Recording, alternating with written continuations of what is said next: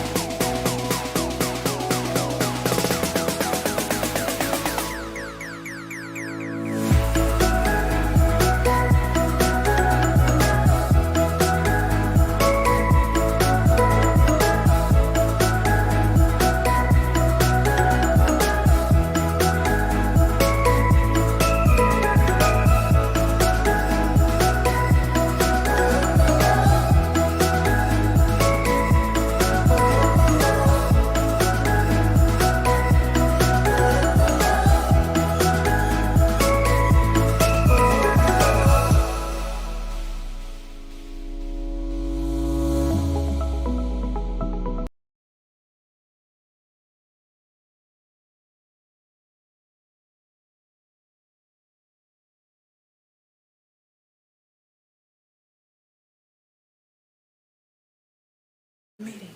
Okay. All right, we are live. Welcome everyone to tonight's meeting, City Commission meeting, Pittsburgh, Kansas, Tuesday, September 27th. Please join me in the flag salute. I pledge allegiance to the flag of the United States of America and to the republic for which it stands, one nation, under God, indivisible, with liberty and justice for all. All right, I'd like to welcome Bishop Walter Sampson of the Lighthouse Temple Ministries. Come forward. Bless you, shall we pray. My Father, my God, we thank you for another opportunity to come before you. We ask you to bless our commissioner, our mayor. We ask you to touch everyone who's looking out for our souls. We ask you to give them wisdom and give them grace. Let your anointing rest upon them in the name of Jesus. And we thank you, God, for these people who chose to serve. And we ask you that you continue to bless them. Even now, we pray in the name of the Father, Son, and Holy Ghost. Amen. God bless you. Thank you, Bishop. All right, I'd like to open public input. If there's anyone who'd like to come forward, state your name, address, and you have 5 minutes. All right. Oh, okay, go ahead. Just step up to the podium there to the microphone. My name's Gary Edwards, and I have property at 3108 North. What's your address, Gary?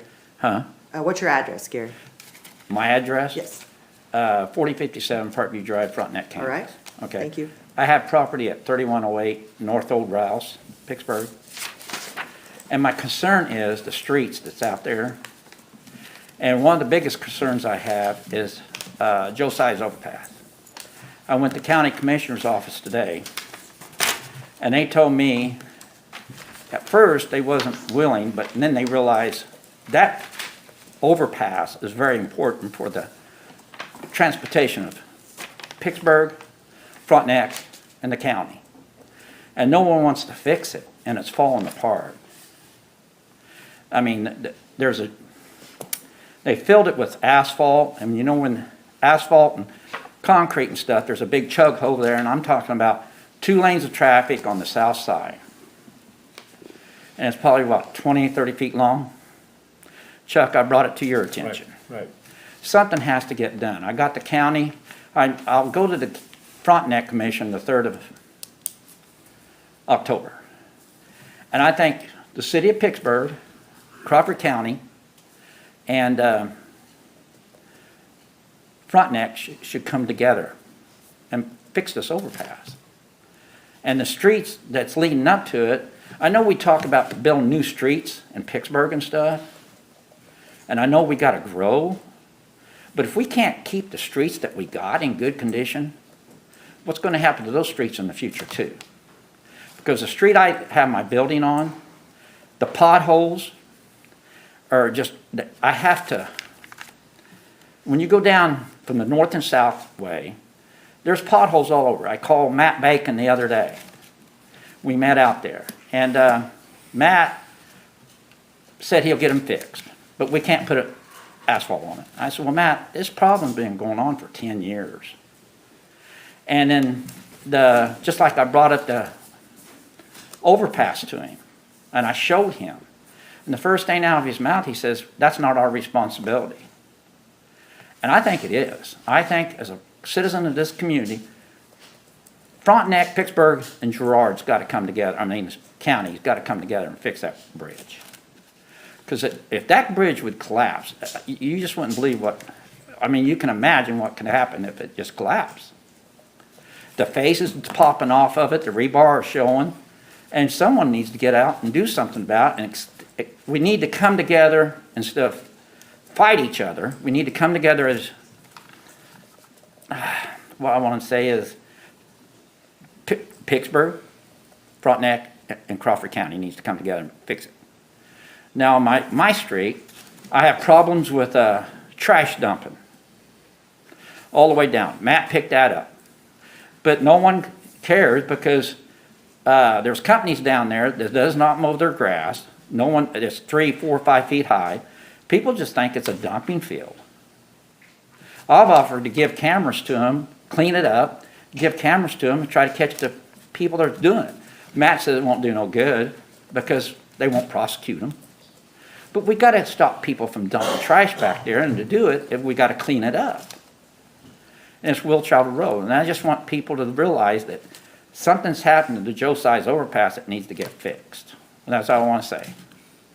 And Chuck, that's what I ask you to go look at. Gary, whose property wait. is it? Is it the county or the city or Frontenac? We'll bring Okay, this. it used to be. Hold it, I'm gonna stop this right here. We'll talk about I'd it. like to bring this back up under non-agenda items so we can discuss everything. If you, Gary, if you'll stick around, we'll be glad to talk about everything here. Okay, I will stick around because I'm Okay. concerned. Yes. All right. We It could be my appreciate it. family that went across that bridge when it collapsed. Yes, It could be your family. yes.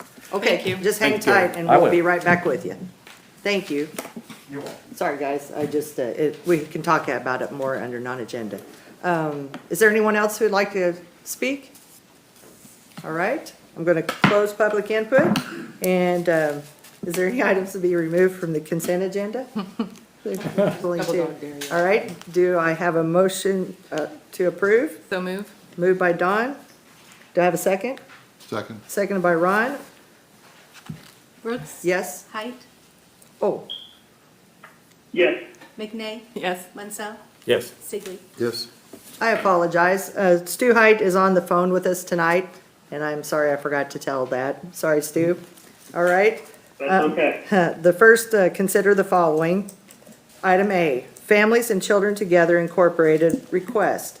Consider the recommendation of the EDAC to support Families and Children Together Incorporated in the construction of a new alcohol treatment center and crisis stabilization unit near 30th in Michigan by allocating $400,000 in non-repayable funds to be used specifically for infrastructure improvements. All right, thank you, Madam Mayor, members of the commission.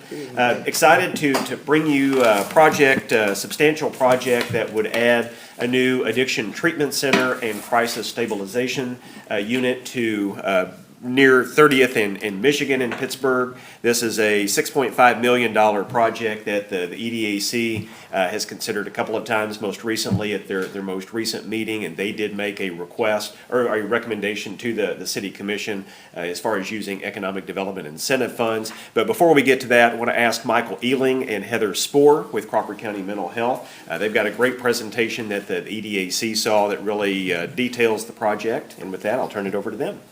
All right, thank you. My name is Michael Ealing. I'm the Executive Administrator for Health, Mental Health, and Juvenile Justice. And this is Heather Spoor. She's our Deputy Director for Crawford County Mental Health. And our project is the Addiction Treatment Center. Back in 2016, we did a white paper study and made some decisions out of that after we had all sorts of meetings with community. And that was to move the Addiction Treatment Center from Girard to Pittsburgh, and there were a number of reasons for that. Number one was because there's a very large recovering community here in Pittsburgh. Number two, most AA and NA meetings are here in Pittsburgh. We also wanted to be able to partner some with community health for the medical needs of our consumers that come through the Addiction Treatment Center. And then we also wanted some step-down type building at 30th Michigan in our apartment complex there.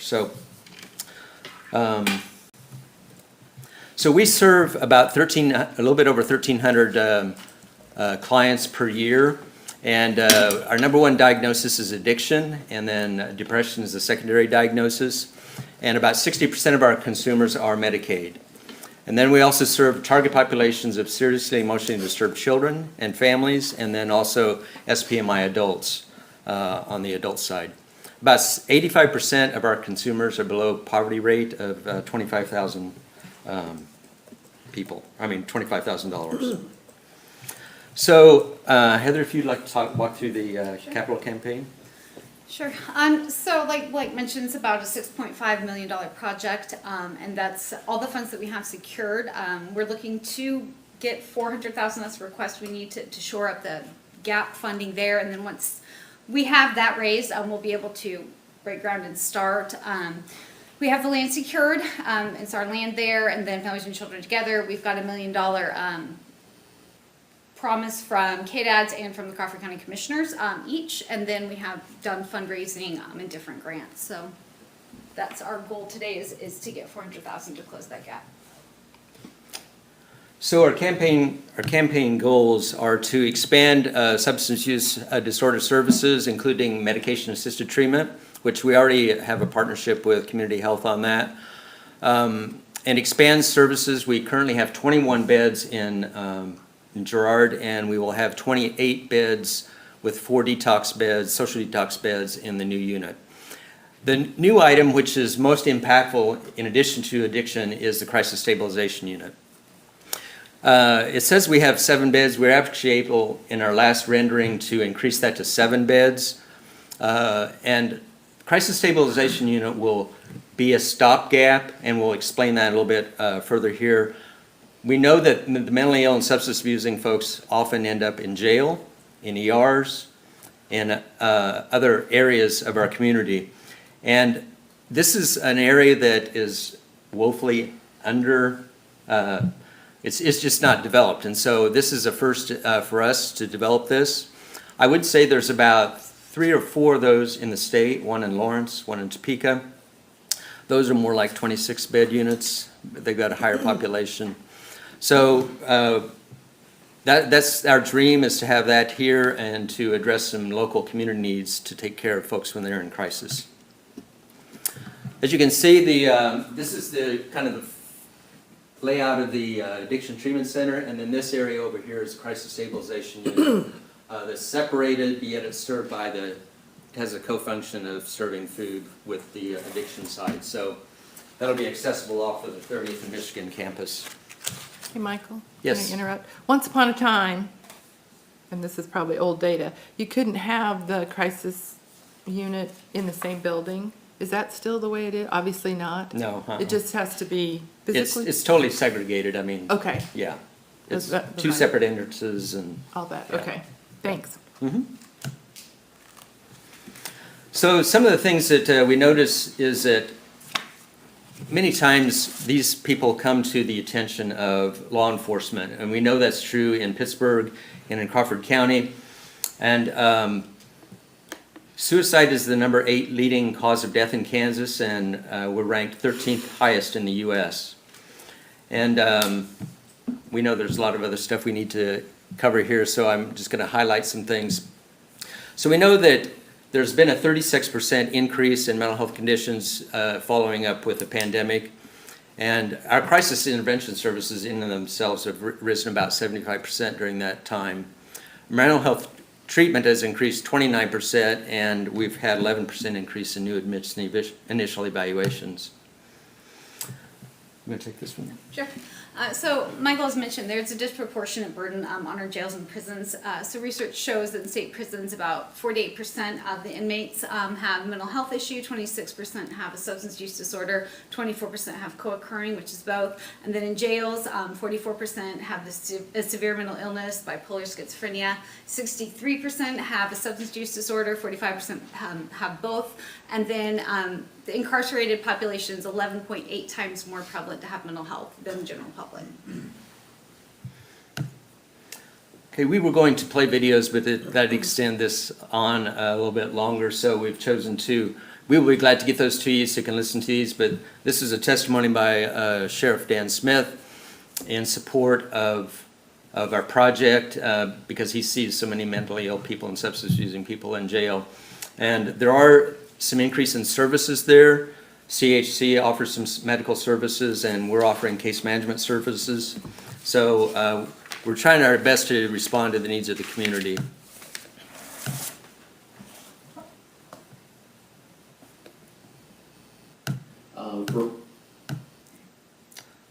Back up.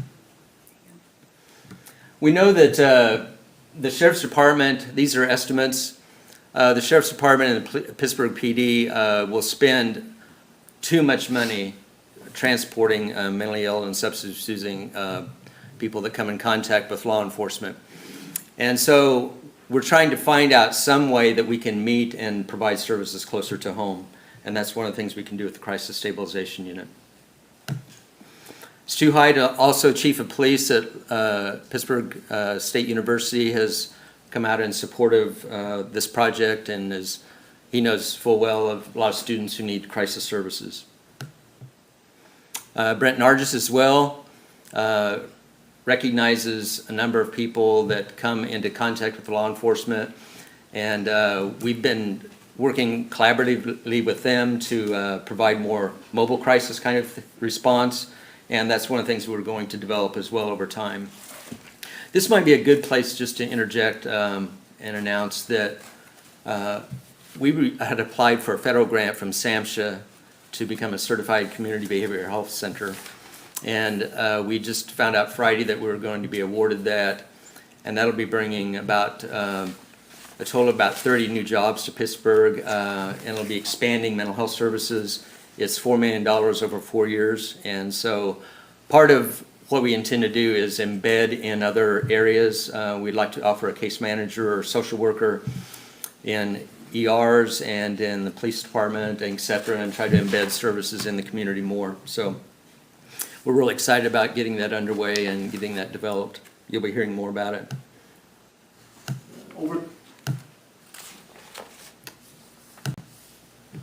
We know that there's a disproportionate burden on emergency rooms. We provide crisis services to the ER, and we do screenings for Osawatomie State Hospital. But what we often find is that it's very difficult to access Osawatomie State Hospital. And it's not unusual for people to be in an ER room or in an ICU room for days and up to a week or longer being confined there because a bed is not open at the time. There's a waiting list at Osawatomie. And so it puts downward pressure on ERs and law enforcement. And that's another reason why we want to develop this crisis stabilization unit, to take some of the heat off of our community partners. This is Peter from Girard Medical Center. He is part of the ER team there.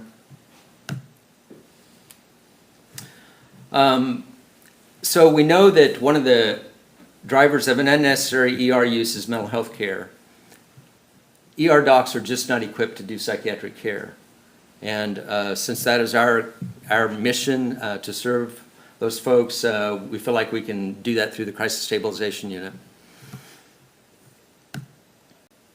Dr. Tim Stebbins is fully supportive of this project and can talk direct about its impact that it'll have on Pittsburgh. Through Via Christi, he also oversees the ER in Manhattan, and they have a crisis stabilization unit there that covers 6 counties, and it's an 11-bed unit. And so he has direct knowledge of how valuable that is to a community, and so that's one of the things he would have spoken to. You want to cover this one?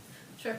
This is just a very quick, what is a crisis stabilization unit? So basically short-term community-based supportive care. It has short-term crisis intervention, assessments, psychosocial assessments, supportive place for individual in crisis.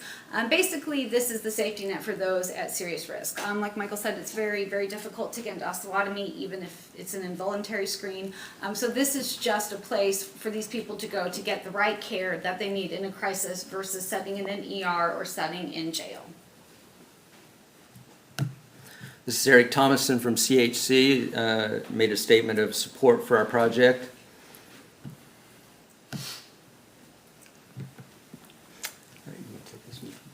So we've talked about the CSU, and Michael's mentioned the CCBHC. So this is just a slide to show you that these things do work. They are effective. So there are other states that are CCBHC demonstration states, and they've implemented CSUs, ACT teams, CCBHC. So the unnecessary ER use for mental health in Missouri, it went down 76%. In New York, 46%. Oklahoma went down between 18 and 47%. And at the Grand Lakes Mental Health Center, which is not far from here, in the 3-year period where they implemented, it went down 99%.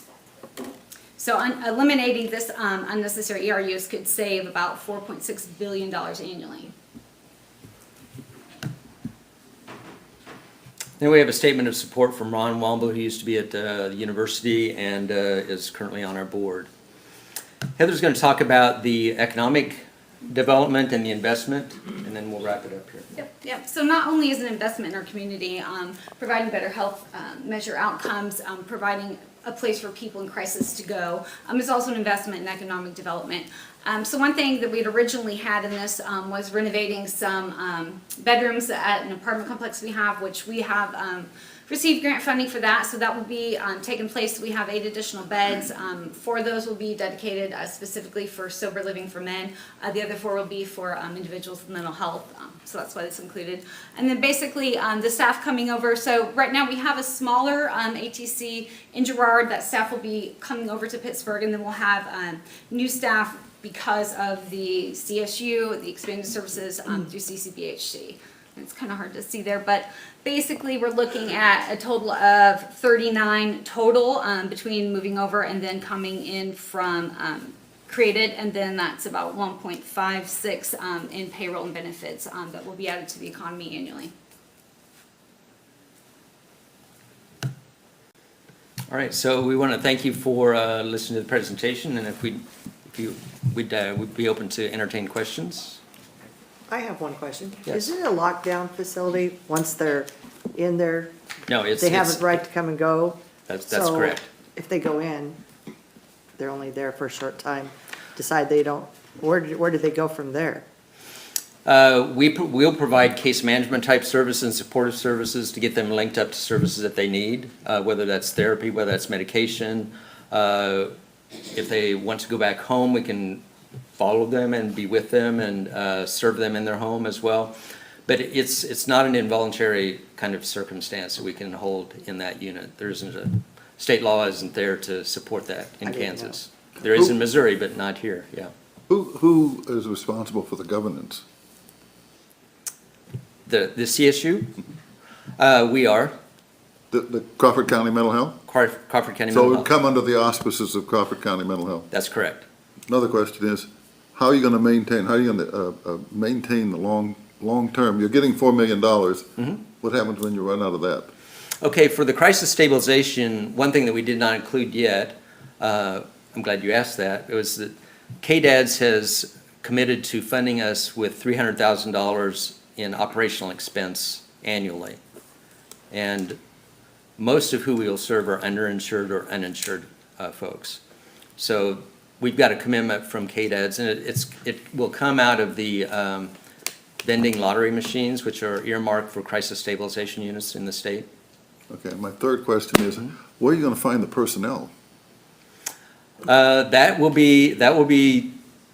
very difficult in any circumstance, but we're using several strategies. We've got case managers who want to become therapists, and we're scholarshiping them to become master's level clinicians. Case managers are not quite so difficult to find. And we've partnered with Pitt State, with the MSW program, and we have a lot of interns and practicum students that we cultivate relationship with and introduce them to how we do work. Will you have a psychiatrist on board too? Not directly in the facility, but yes, we will. We'll have a couple of nurse practitioners as well. Go ahead, you go The ahead. facility now by Girard Hospital, Uh-huh. are you going to utilize that building at all after this? Yeah, we've got an interested party looking at it currently, and I think it will be a little bit different mission than ours, but we're having discussions about that. And this is for adults only? Correct. Men and women? Right. Okay. Timeline on construction? We hope to get all the documents done by the middle of October and let out for bid and break ground in January. And I have a couple EDAC questions, and I don't want anyone to think that my questions can be construed as negative on this project at all. But this is the first time I've known, and maybe others can say that this isn't the first time that we've had an entity that can tax on their own come before us. And I know that there's a mill that's, and this may be a dual question, mill levy assigned or whatever, assigned to mental health services in Crawford County. By ordinance, is there a limit on how high you can raise that mill to support mental health services? Or, Yeah, we're capped at 2 mil. okay, But capped by the ordinance? $1 million from the county commission was an additional $500,000 per year for 10 years. Okay, So that was separate from the regular mill that we get. okay. So you did access that ability to Yes. support this? Okay. Yes, we did. Okay.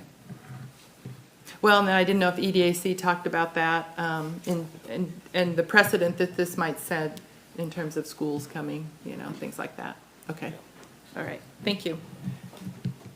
And so, Madam Mayor, if there aren't any other questions for Michael and Heather, the recommendation from the EDAC is to provide that last $400,000 that is needed for this project. It would be provided on the back end of it, so the project would happen, and then the city would reimburse $400,000 for infrastructure uses, as has typically been the case with our past projects. But that's the recommendation tonight from the EDAC for your consideration. How are our funds in the EDAC? Larissa, are we dipping into the bucket too often? So at our last monthly report, we had a $2.4 million balance. That fund generates about $1.3 million a year. Okay, thank you. All right. Stu, do you have any questions? I don't. I would move to approve the request, though. All right. Got a motion by Stu. Do I have a second? Second? Seconded by Don. All those in favor say aye.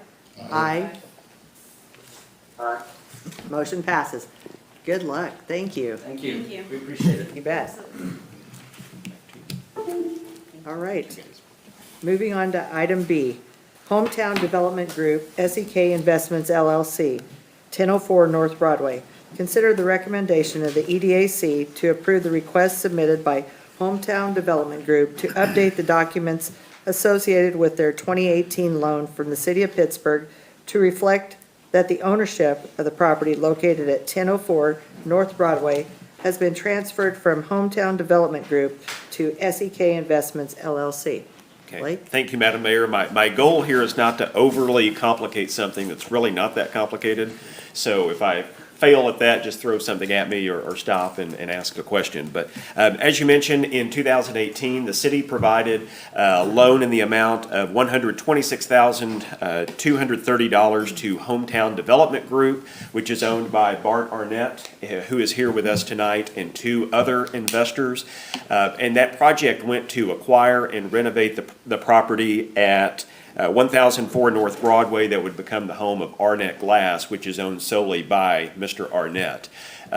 They've been paying on that loan, paying it down since 2018. They are eligible to have $30,000 of that loan forgiven if they meet certain employment thresholds by about this time next year.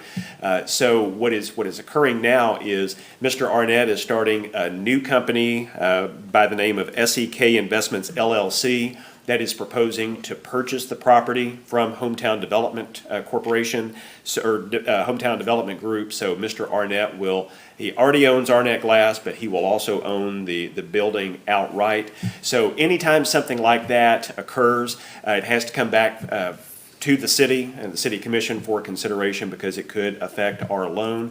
In this particular case, the way it will affect the loan that Mr. Arnett has, or Hometown Development has with the city, Mr. Arnett is proposing to pay all of the city's loan down to the $30,000, which is the amount that he is eligible to be forgiven.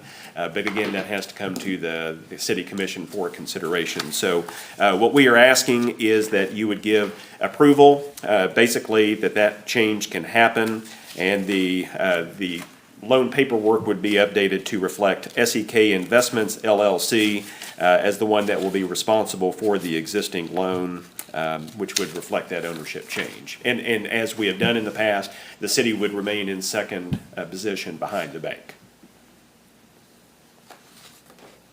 Does anybody have any Move to questions? approve. I second it. Moved by Doc, seconded by Chuck. All those in favor say aye. Aye. Aye. Motion passes. Thank you. Thank you very much. Good luck, Mark. All right, item C, resolution number 1254. Consider approval of resolution number 1254 declaring the eligibility of the city of Pittsburgh to submit an application to the Kansas Department of Wildlife, Parks, and Tourism for the use of the Land and Water Conservation Fund program for the construction of a new miniature golf course at Four Oaks Golf Course, and authorize the mayor to sign the application along with Form SF-424C. Good evening, Mayor, Commissioners. This is just the next step in the grant application process. It is a resolution of assurance that we will use the funding, if awarded, as intended, and have a maintenance program for the miniature golf course. Anyone have any questions? Move to approve. Moved by Dawn. Do I have a second? I second it. Seconded by Chuck. All those in favor say aye. Aye. Aye. Motion passes. Thanks, Toby. All right, moving on to item D. Resolution number 1255. Consider approval of resolution number 1255, certifying legal authority to apply for the 2022 Kansas Moderate Income Housing Program from the Kansas Housing Resource Corporation, and authorize the mayor to sign and submit such application. Good evening, Jay. Good evening, Mayor and Commissioners. This is actually very similar to the previous resolution, which is giving there's a formal request that the City Commission pass a resolution stating that the mayor can sign an application that we're going to be making on Friday. So that, for the Moderate Income Housing Program, which has been expanded this year. So we're looking forward to making that application. Can you elaborate on what that would, like when we've used that in the past and what it would mean? We have used that in the past for a downtown redevelopment that occurred, And basically, you have an income restriction on the renting of those units between 60 and 150% of the median area income. These are going to be reasonably priced apartments. And they're all, that program is entirely for that purpose, right? To support the creation of additional moderately priced housing units. And it's required that they're rentals and not, It's not required that they're rentals. okay, so they can be to They can be purchase. houses as well. We've also used for example, the 18th and Locust project, where the school used to be. Oh, right. That was a moderate income housing application program as well. So we're applying for it now. Right. Hopefully we'll get it. Yes. And no then guarantee. at that point, you'll do an application process for people who want to apply for the money? We have to have the application in on Friday, and Oh, that's. no, I that's- meant, once we get it. We've gotten two that have made the application in the time frame that we're going to be able to make the application Oh, in, yeah. so. Nice. But hopefully this is an annual program. That was its intention. Cross your fingers. Yeah. Sometimes it takes a little longer, but this is a big year, right? There's more money than is usually available, so we're pretty excited. What's the max that they'll award? $650,000, sorry. And usually it was, 200,000 before. Oh, wow. Right. So it's quite a big improvement. It's, both the projects under consideration are very well beyond that amount. So. All right. Any other questions? Stu? None by me. All right, do I have a motion to approve? I'd move to approve. So moved. Moved by Don, seconded by Stu. All those in favor say aye. Aye. Aye. Motion passes. Good luck, Jay. Thanks. Well, All I right. hope we get it. Plus, kudos on the housing, on the update of the housing assessment. I put that in there. You had mentioned it to me, Commissioner, and I thought it would be a good time to let you see that particular document. And maybe you can come back at a later date and we can go through it. I'll be glad to. Yeah. All right. Item E, Peyton's Hamlet LLC. Consider staff recommendation to provide the right to receive the Rural Housing Incentive District Agreement reimbursement payment be assigned from Peyton's Hamlet LLC to Equity Bank as a condition of the loan from Equity Bank to Peyton's Hamlet LLC. Mayor and Commissioners, this is really just a mechanical process that we're changing that has to have approval from the City Commission.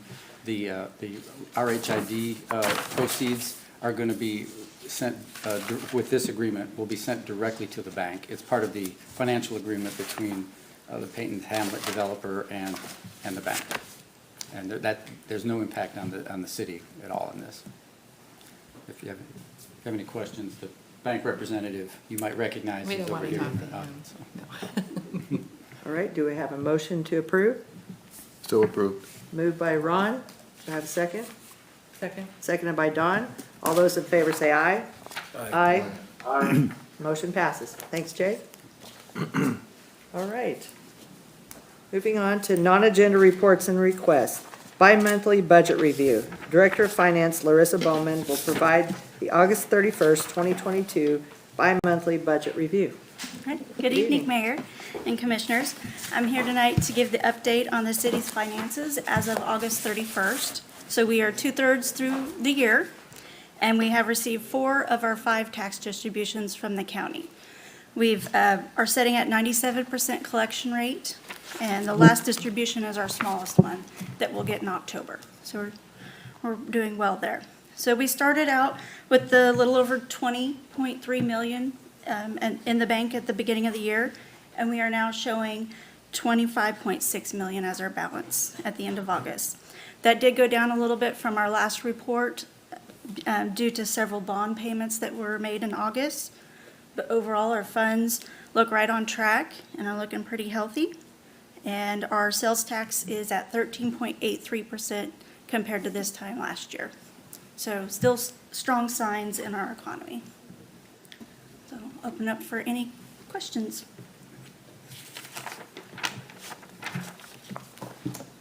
Anyone have any questions?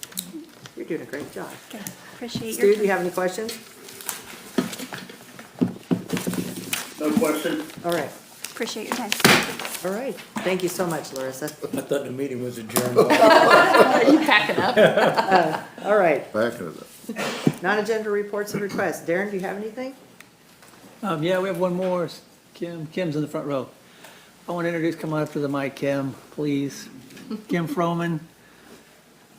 We were fortunate to have a very rigorous interview process for our new housing community development director. Kim was the resounding number one off, and she accepted our offer, which is the most important part of it. So she started this week, and we're thrilled to have her. She's got an excellent resume. We're lucky to have her. And you want to say anything? You want to take any questions? Yeah. Day 2, so I'm very excited, yes. Learning a lot, meeting a lot of wonderful people, and just excited to see what we can do for the city and continue to develop and grow. So I'm very excited to be here. We're happy to have you. Thank you. Good luck. Congratulations. Yes. Thank you very much. Good job, Kim. We'll be seeing a lot of you. All right. Anything else, Darren? No, ma'am. All right. Matt, you want to come up and we'll discuss Gary's.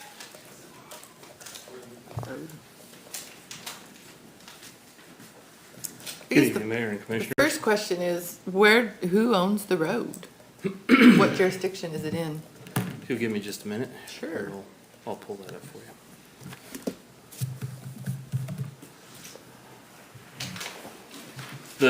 The overpass, the Josiah overpass, was previously the county's. I believe in the annexation of the city of Frontenac. Get here. When they annexed that other ground crossed, I believe it is now under the responsibility of the city of Frontenac, is my understanding.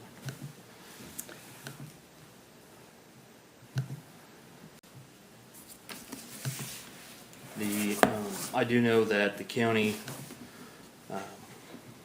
we were in conversations with the county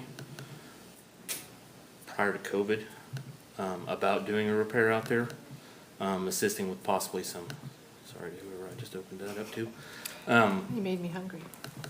We'll get zoomed in here. So that yellow line is the our city limits. And you can see that it comes through the intersection there at Atkinson. It actually crosses over and then follows the parcel boundary through that little spur and then back down and goes out through there. So yeah, the county was going to work on the spot he's referring to is down on the southbound lane on the south side of the approach to the of the overpass. It's on the descent over there. Like I said, the county a couple years ago, I think COVID got in the way of that because we had talked about trying to help them with some barricades and do that repair. We had talked about the fact that we had an on-call contract for concrete and everything, but it is technically, we don't, we have bridge inspections inside of the city of Pittsburgh that we do every 2 years, which includes the 23rd Street overpass and a few others like the radio station bridge out on East Quincy and a few others. We do not inspect. We don't, someone does inspection on that, it is not us. Like Gary said, I talked to him a couple of days ago about the issues out there, Matt, and I talked to you about it, and several years ago, that patch, I found out then through you that the county owned Josiah. So I called Tom Moody, and Tom sent a crew out, they milled that down and patched it with asphalt, and it's needs repaired again. The north side of that approach, like Gary was talking about, there's rebar showing through the concrete. Yeah, that's over closer where that arrow is. Yep. So that is, right now, that from Atkinson to the overpass and then on out to our industrial park, there's a lot of traffic that uses those roads and the overpass. And I just think that maybe, now you say Frontenac owns it. I know, several months ago, there was application for a grant. I don't want to go through all that thing, but I think like Gary's talking, that's a very important piece of the overpass as well as Atkinson, getting to our industrial park and with our new industrial park. So I'm like Gary, I'd like to see the city and the county and Frontenac sit down and have a discussion on how we can improve that. you know. That's just my personal opinion. I think that does need addressed, and, you know, like I said, the county put a temporary patch on there, and that after several years, that needs fixed again. On the other side with the concrete and the rebar, eventually that rebar is gonna rust out, you know. I don't know how long it's been several years like that. County, it's not ours, county annexed it Frontenac, so I think we all three need to sit down and have a discussion on how we're gonna take care of that, because like I said, it's a vital piece of property along with the road, Atkinson, that goes through our industrial park, and with our new industrial park, we need to maintain that because there's gonna be a lot more traffic going through there. So, like I said, I did talk to Gary, and I don't know if you wanna say something, Gary, or? Yes. I went to Crawford County. Stand up and come up to the podium. I went to Crawford County Commission meeting today. I talked to Tom, Jeremy, and Bruce. Bruce knows the problems because he went out there. Tom, he went out there too. He looked at the problems. He wants to do this. All three of them they want to sit down with Pittsburgh and Frontenac to get that fixed, because I know how important all three of these people depend on that. So they're willing to do it. I'm just wanting to see Pittsburgh willing to do it, because Frontenac, I'll go there the 3rd of October and talk to them, because I'm going to let them know they're responsible for it all, because you're right. Tom Moody looked it up today, and I have the map here. When they annexed that wetlands, back when Ren was city manager, well, that become Frontenac. And it took away all of Crawford County, which this problem's been going on for 14 years. 14 years that hole has been a problem.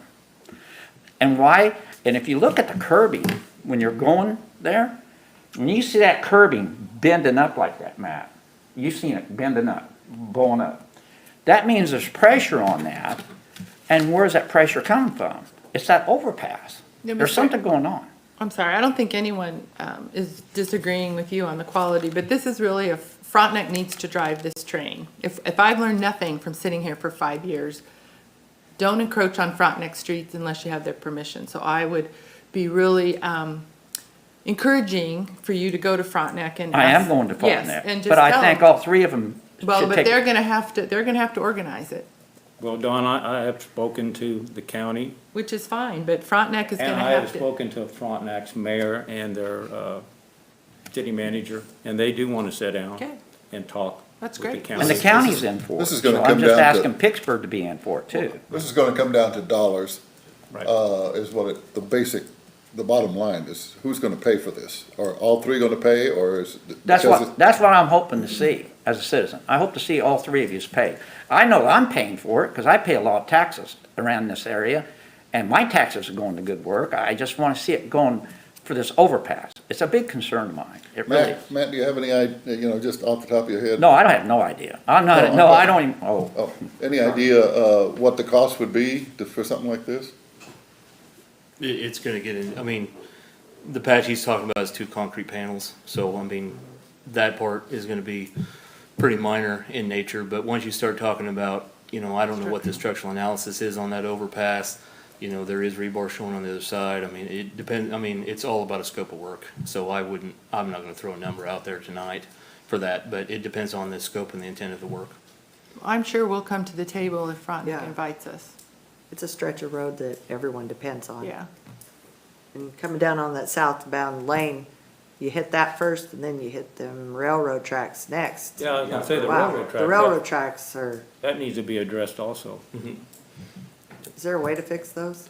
It's not the tracks, it's the asphalt right there. Yeah, and that's where we're trying to get a hold of, we've got to, again, because that is around a railroad track, there's a few more conversations to have inside of that too. Yep. So are we waiting for Frontenac or to? Well, it's their road, yeah. I mean, they need to. Well, I mean, Gary's gonna talk to him. If you want me to, I can go talk to Frontenac, see if they can set something up. I've talked to the county about it. I've talked to, like I said, the It all mayor. starts with conversation. If you want to get that involved, Chuck, go Sure, ahead. no problem. Gary, Why? don't go away, Matt. As far as your other problems about the trash and things on that road, He's got the trash picked. yeah, No, I know, but there is C-Click Fix too. You know about the app C-Click Fix? When things like that happen, you can get on the city's website and put a request in about trash. Well, he's a resident of Frontenac, though. No, he's, No, his isn't. but his business is in city limits at Pittsburgh. It's in the industrial It's park. along Old Rouse. Yeah. All right. All right. Anything else you have to add? Okay. No, we addressed his issues when we were out there on Old Rouse, and actually C-Click fixed his, and like I said, they've done the bulk let and pickup, and Codes is working on some of the grass issues that he had concerns about, so. Thank you. it's And moving. really going back to what you said, Chuck, Yeah. the conversations really are gonna need to be happening between the city managers. Sure, I know So, okay. that. Yeah. So, We talked about this several months ago, Dawn, when there was some tempers had got flared because people weren't included.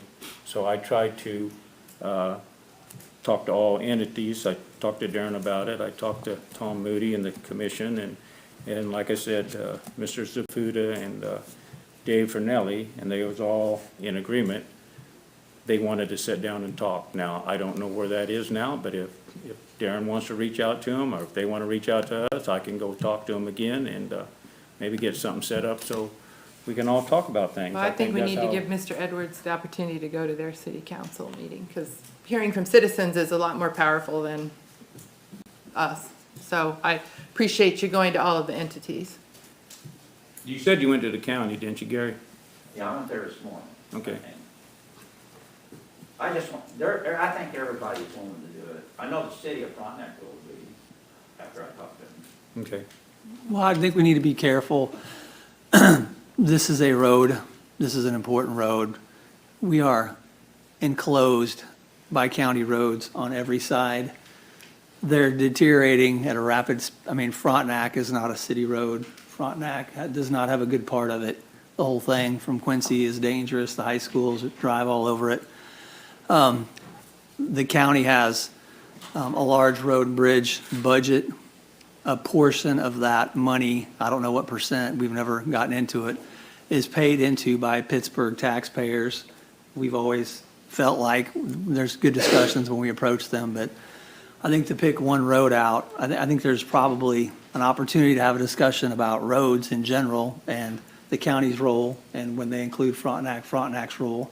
I think it would be a mistake to pick out one section of one road and tell everybody that lives over on Free Kings that's constantly driving down all the messes that are occurring over there, that this has all become one commissioner or the city's priority, when we really need to have a discussion, and this is back to what you said 3 months ago, about all the roads and where the money comes from that pays for roads, and what's the fair share of everybody getting the money that's paid into the county, because Pittsburgh is in the county. It's not adjacent to the county. It's not next to the county. It is in the county.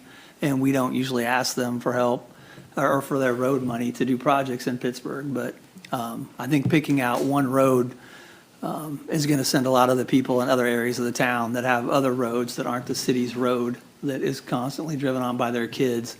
It's going to be a big discussion. And I think the city's always willing to have those discussions. But we can't be at the table alone. And if you guys want to drive that, I can promise you we'll be at the table. But it's got to be a comprehensive discussion. It can't be about one piece of road in one area.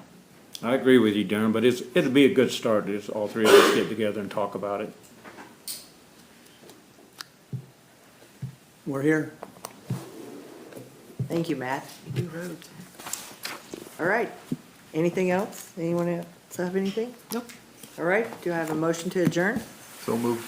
Moved by Doc, Second. seconded by Stu. All those in favor say aye. Aye. Aye. We are adjourned. Aye. Have a good evening, everyone.